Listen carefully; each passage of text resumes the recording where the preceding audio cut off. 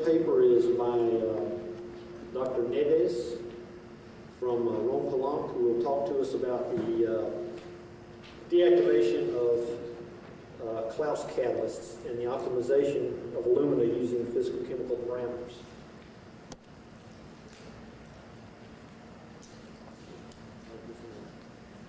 That's the scene.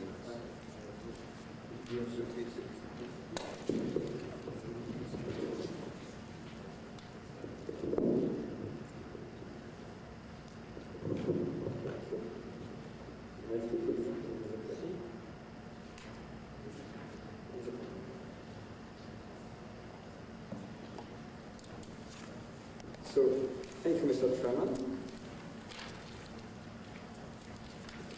Today, I will speak about the activation mechanisms involved in Claus catalysis. And I hope that I could prove to you that the good knowledge of these mechanisms is really useful for optimizing the catalysts used.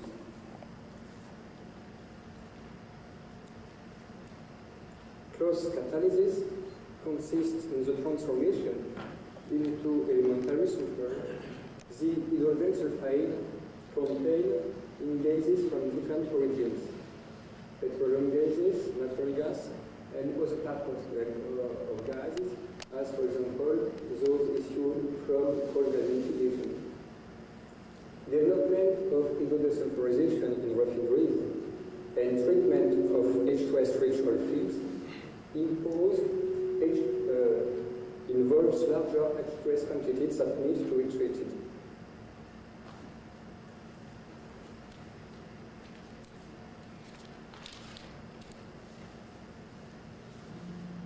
All sulfur compounds which are not transformed into sulfur during the process are oxidized into SO2 beyond the unit and then vented to the atmosphere. And in contact with moisture and oxygen contained in the atmosphere, SO2 can react, forgetting sulfuric acid, which is partially responsible for the acid rains. So, our present goal is to better understand the behavior of the catalysts and to improve them in order to obtain a better protection of the environment.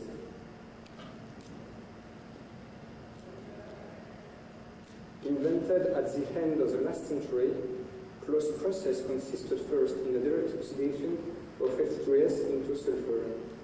But important thermodynamic limitations impose the development during the 30s of the modern Claus process, which possesses two different stages. The first stage of the process is a thermal one and consisted in the partial oxidation of H2S into SO2, with obtention of the famous cross ratio of 2 between H2S and SO2. During this stage, almost 70% of the sulfur compounds have already been transformed into sulfuric acid, of course, sulfur. With the second stage, we enter the world of catalysis. A good catalyst must be performed as in cross reaction between H2S and SO2, as well as in hydrolysis reaction of COS and CS2. These two last compounds are not secondary because in a modern sulfur plant, it is common that 50% of the yield losses can be due to an insufficient hydrolysis of particularly CS2. Now, another view of the Claus process. After an initial separation with amines, the acid gas enters in the furnace. After that, several catalytic reactors, here in green, operate at decreasing temperature in order to obtain the best possible yields. After that, beyond the unit, we can need some tail gas treatment in order to increase the yields.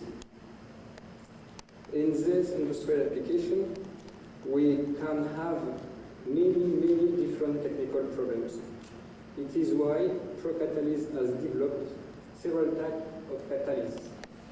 The most common catalyst is an alumina, but we will see in a few seconds that with the development of our new CR3S, alumina can be, in this application, considered as a specialty catalyst.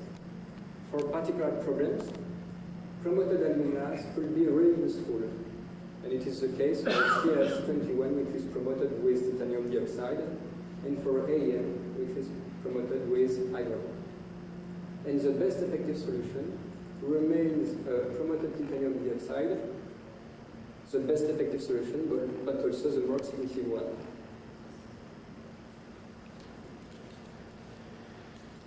The quality of a Claus catalyst refers really under two types of experimental conditions. Under R1 conditions, with objective is to hydrolyze COS and more particularly CS2, and under second or third reactor conditions, where the cross reaction between H2S and SO2 is more discriminated. It is why we have chosen two types of experimental conditions, under R1 and R2, with the precise value which are indicated here. Please remark the high level of water on the stream, around 30%. The performance of the catalysts are evaluated after the obtention of the equilibrium of conversion. A few minutes ago, I have said that Procatalyst has developed a new alumina, Cr3S, which is presented in this table. So in a few words, a particular size distribution between 3 and 6 mm with around 2000 ppm of Na2O. We'll see the importance of this parameter. With around 20 milliliter per 100 gram of 0.1 micrometer plasma volume, and a ratio between V1 and V0.1 around 0.8. Please compare here with alumina X and Y, which is not so indicated here, which are competitive products. Alumina X is a relatively rich Na2O alumina, and alumina Y is a relatively middle macroporous alumina. Compare these values with this one. And alumina X, a ratio V1 0.1 around 0.5. Here we are reported the deactivation behaviors of these three aluminas under two conditions, with objective so is to make the reaction between H2S and SO2 under 500 ppm of oxygen for a 3-second contact time as a function of reaction time. Please note the deactivation profile of these aluminas and the fact that after the obtention of the equilibrium, Cr3S is relatively clearly superior compared to alumina X and Y. In this type of experiments, permits to verify two concepts we have previously advanced. The first concept is a physical one. The ratio V1 V0.1 should be larger than 0.7. Of course, in catalysis, it is relatively common to say that an optimization of the profile of porosity is useful in order to reduce some diffusional constraints. But in this particular application, we have discovered that the profile of porosity must be optimized between 0.1 and 1 micrometer of diameter of pores. And the second concept we have verified here is that the Na2O content should be included between these two values, 1,500 and 2,500 ppm. Why is this particular compromise? Because if an increase of the Na2O content present on the surface of the alumina is useful in order to increase the basicity of this alumina, which is useful in this application, a too high level of Na2O content will cause some drastic deactivation due to sulfation of the alumina. And we can illustrate this concept by the following curves. So we are also always in R2 condition, but here we have reported the performance of aluminas after the obtention of the equilibrium. S-series is composed by aluminas near Cr3S, but with different type of profile of porosity. Cr3S is at the right of this graph, and compared with alumina X and alumina Y, which are relatively low performance alumina compared to Cr3S.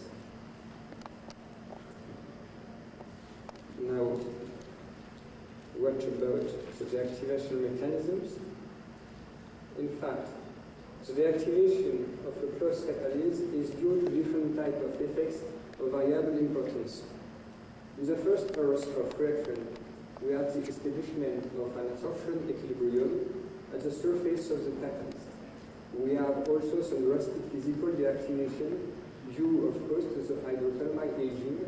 Don't forget the high level of water in the stream linked to the temperature between 200 and 350 degrees C. In some kind of industrial application, in the case when we have some hydrocarbon present in the furnace, we have some coke formation. And the last but not the least, we could have some drastic sulfation of sulfur sites. Now for more precisely for the reaction, the cross reaction, Lavallée has proposed this type of mechanisms and initiates a reaction with of H2S on, for example, an alumine oxide group for giving by dissociative addition this type of entity. After that, the reaction of SO2 on the OH on the neighborhood of this entity for giving this one. And after that, a dehydration of this structure for giving a sulfur-sulfur bond, and then we can go. More precisely, for the sulfation of an alumina, the mechanism of the sulfate formation is still under debate, but the most likely one is the following. A reaction of SO2 onto an hydroxyl group of the alumina, and then an oxidation with oxygen for giving this superficial sulfate. We can be transformed in irreversible sulfate by nucleation of aluminum sulfate network. Two important points have to be here simulated. The first one, a high level of alkalis, don't forget the electron content, is a great vector of sulfation of the alumina, and some oxygen impurities are also really important regards this drastic effect. And we can illustrate these true facts by this type of experiments. We are always under two conditions after the obtention of the equilibrium, and we have reported the performance of the free alumina we have previously shown as a function of the oxygen level present in the stream. First, please note the fact that all the alumina have submit a decrease of performance when the oxygen level is higher. Second, sulfur S is always the most performance alumina. And please also note the inversion of performance between alumina X and alumina Y when the oxygen level is really high, around 1,500 ppm. Alumina X was the most developing macroporous alumina, but present a higher level of soda content on its surface. It is why we have this inversion of performances here. So, we have clearly a problem with sulfation of the catalyst. How could we imagine to delay this effect? Why not by the development of promoted aluminas? We can have different promoted aluminas in the market.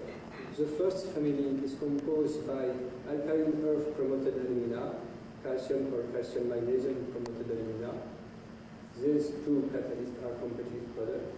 And the second family is composed by iron promoted or titanium promoted alumina. Please note also the V1 is 0.1 ratio, which is indicated here. With the first family of these promoted aluminas, so with an alkaline earth promoted alumina, we have observed this deacceleration behavior compared to a pure sulfurious, a pure alumina, under a receptor condition. And we have different types of observation which are really interesting, I think. In the first course of reaction, the calcium promoted alumina is the best effective solution in these conditions. But after around 14 hours of reaction, we have a drastic inversion of tendency. And after the obtention of the equilibrium, near 80 hours of reaction, we have clearly a most effective solution with the pure alumina compare this type of promoted aluminas. So of course the question is how could we imagine to understand this type of behaviors? For example, by this type of experiments in which we have followed the oxygen consumption under the same experimental conditions for alumina in green, calcium promoted alumina in blue, and iron promoted alumina here in red. And we observe that during the first burst of reaction, an alkaline earth promoted alumina possess a high level of performance regarding oxygen consumption. But after around 60 years of reaction time, this property has completely disappeared. And we can explain that by the following reaction. In the first time, CaO can react with SO2 for giving a sulfate calcium, which can react with oxygen impurities for giving sulfate calcium. But in the stream, when you have some sulfate calcium, you can't regenerate sulfate or oxide calcium. And so it is why an alkaline earth promoted alumina is only a very temporary trap regards oxygen. In the case of an iron promoted alumina, with a relatively low performance in the first years of reaction, but after that with a drastic increase of performance regard always oxygen consumption, sulfate iron can react with the H2S present in the stream for giving a sulfur iron between pot FeS2, which can consume oxygen for giving sulfate iron. And in this case, you have not at all a trap, but really a catalyst.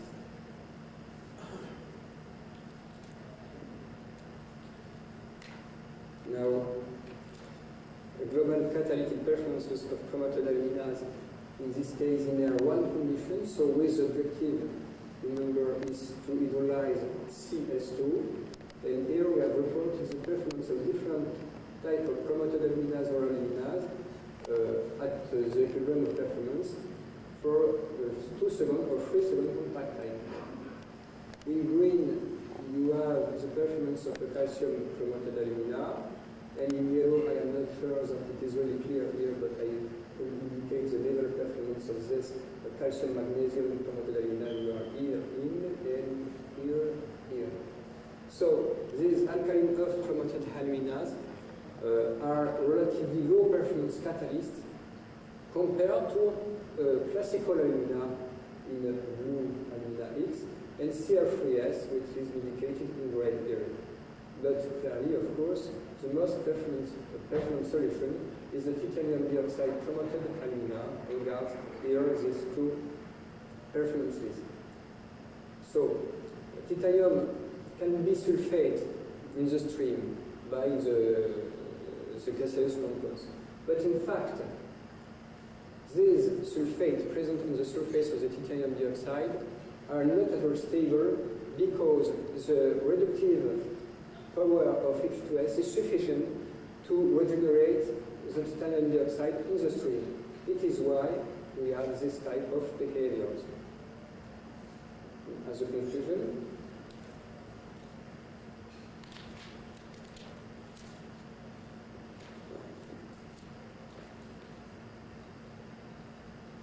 we are here reporting the consequences of the evolution of the alumina generation on the performance of the alumina as a catalyst and on the alumina as a carrier for titanium dioxide promoter adjuvant.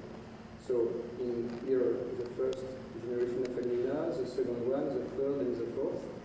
On this axis we have reported the CS2 hydrolysis level after the obtention of the equilibrium under R1 conditions, and on this one we have sulfur ions, so under R2 conditions.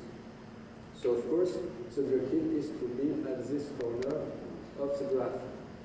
And we can see here that even in the most favorable case, that is in the case of the promotion of the alumina with titanium dioxide, it is relatively clear that an optimization of the characteristics of the alumina is really useful for having a superior catalyst, so for having a specialty one. And it is with the development of this fourth generation of alumina that procatalysts participate to improving the protection of our environment. Thank you for your attention.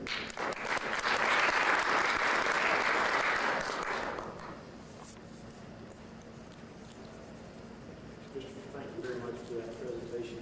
Yes, we have questions? Yes.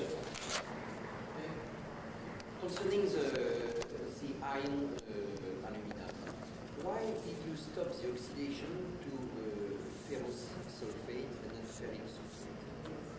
In the case of the production of alumina by iron, Yeah. so I can find the transparency in a few seconds. Yeah.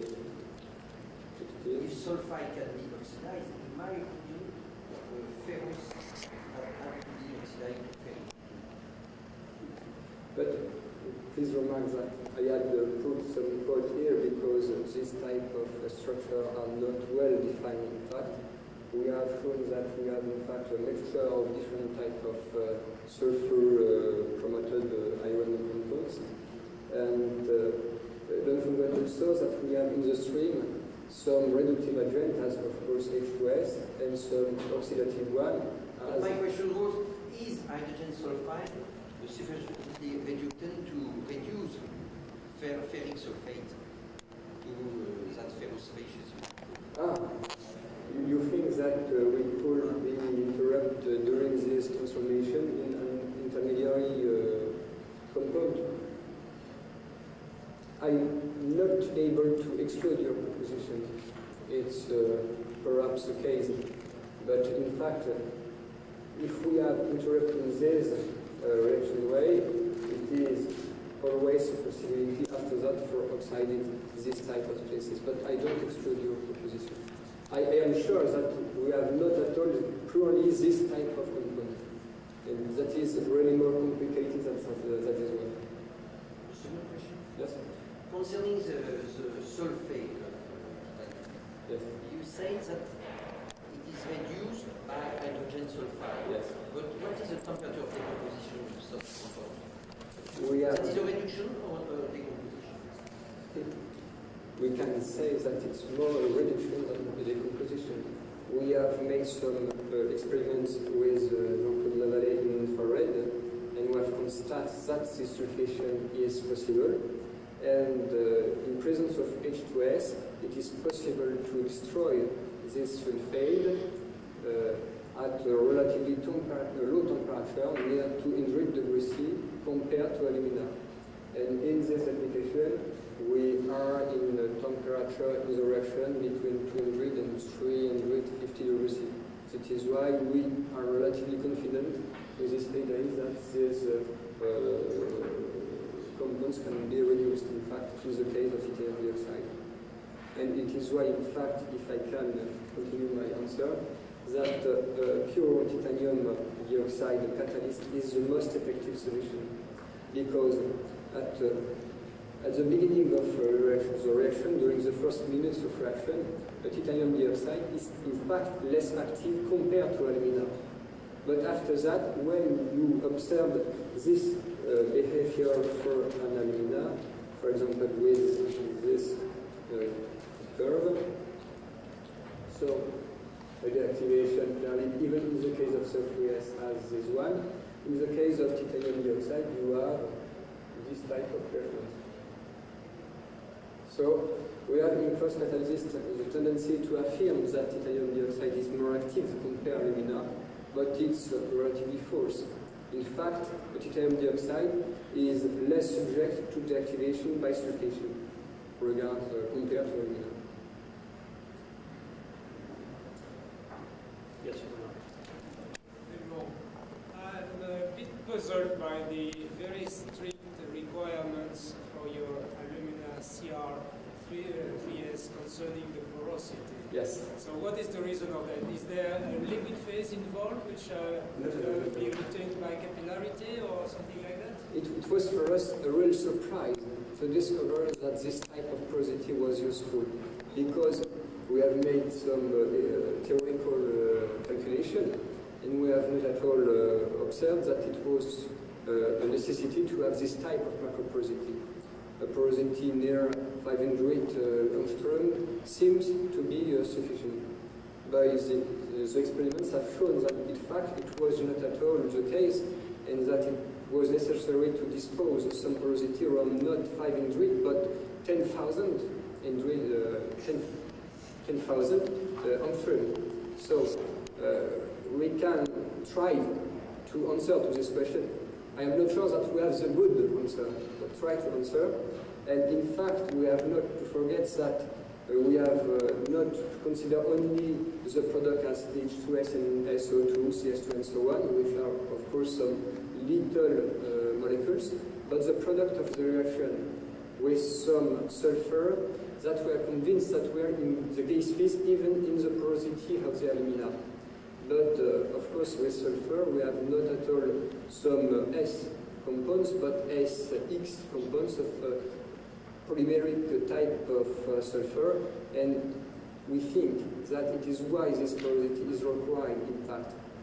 But I agree with your remark. It was also a big surprise for us for discovering site that. Other questions? Let me ask you, when the water is produced in the Claus reaction, do you see self-poisoning of the catalysts? In particular, are there differences between the conventional alkalized alumina and the titanium catalyst in terms of the way that water either inhibits or deactivates the catalyst? Yes, the case of the alkali effect is also a little surprise, was also a little surprise for us, because in the literature it is well known that soda causes some deactivation for the alumina. So the effect, if you have the axis as one and as a function of the NH4 content, it was not surprising for us that we have the decrease of performance when you increase the NH4 content. But we were a little surprised to observe that we were obliged to optimizing the NH4 content of the alumina, because in fact when we say 0.1% of NH4 is a true level, 0.3% is a dry level, it could be really curious in fact. And we have shown that in this type of application it should be an error to think only as a level of soda.